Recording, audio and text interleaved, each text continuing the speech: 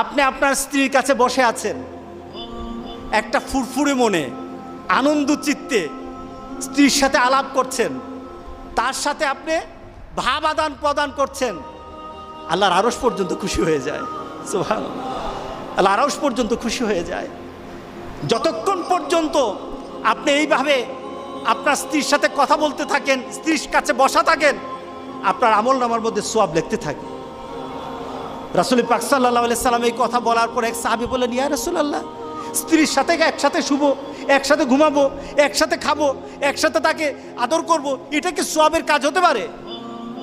রাসূল পাক সাল্লাল্লাহু আলাইহি সাল্লাম বললেন, আচ্ছা তোমার স্ত্রীকে না নিয়ে তুমি যদি আরেকজন স্ত্রীর কাছে বসে থাকো, আছে কি না? আছে কি না? মজাই লাগে, উনিও খাইবেন, রেডি থাকেন। তুমি অন্য কোনো স্ত্রীর পাশে বসে বসে ফিস ফিস ফিস ফিস করলা, মজাই লাগবে, তবে মনে রেখে দিও তোমার আমলনামার মধ্যে জেনার গুনাহ লেখা হবে। তুমি যতক্ষণ তোমার স্ত্রীর কাছে বসা থাকবে, জান্নাতের দরজাগুলি তোমার জন্য খোলা আরম্ভ হয়ে যাবে। আর যতক্ষণ পর্যন্ত পরস্ত্রীর সাথে বসা থাকবে, ততক্ষণ পর্যন্ত তোমার আমলনামার মধ্যে গুনাহ লেখা হবে কিনা। সাহাবাই কেরাম বলেন, ইয়া রাসূলুল্লাহ, অন্য স্ত্রীর সাথে বসলে তো গুনাহ তো হবেই, তাহলে তার উল্টাটা তোমার হালাল বউর সাথে বসলে, তোমার হালাল যাকে হালাল করেছো তার সাথে বসলে সওয়াব হয়ে যাবে। সুবহানাল্লাহ, সুবহানাল্লাহ।